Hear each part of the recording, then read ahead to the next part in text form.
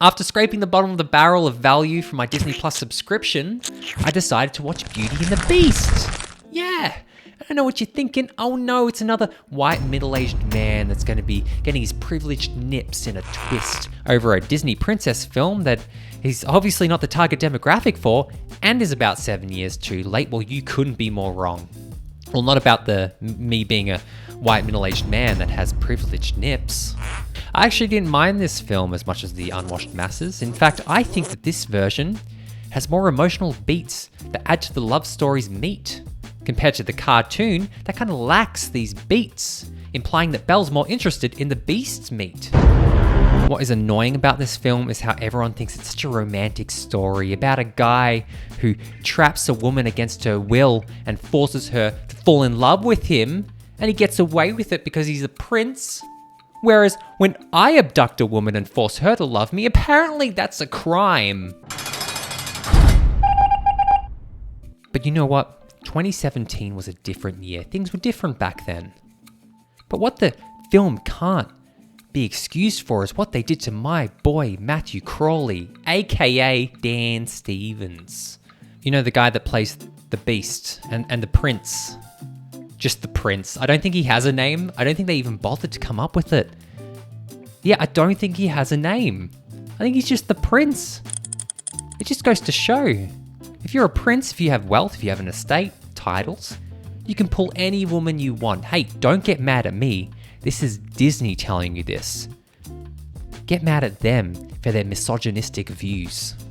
But hear me out, they did him dirty in the last 5 minutes of the film. I'm talking about when he's dancing with Belle. They make him do this. Oh, something about that growl, man. If he wasn't loaded, Belle would be on the first train to Paris and taking her chances with the plague. Look, I'm a bit of an expert when it comes to failing at dating. You know, I'm like that one chimp you see in Planet Earth with David Attenborough narrating, "This male chimp has failed at finding a mate and has been outcast by the tribe. He will die alone." So believe me when I say that growl is enough cause to get pepper sprayed in the face and potentially turn that person celibate for the rest of their life. I just wonder what Dan was thinking when the director came up to him and said, "Hey Dan, can you do a growl like you've been taught how to seduce a woman by a eunuch or an average Reddit user?" Look, the guy already had to compete against another version of himself. You know, tall, stacked, deep voice, probably has all the beastly proportions. Do you know what I'm saying? I'm talking about his beastly cock.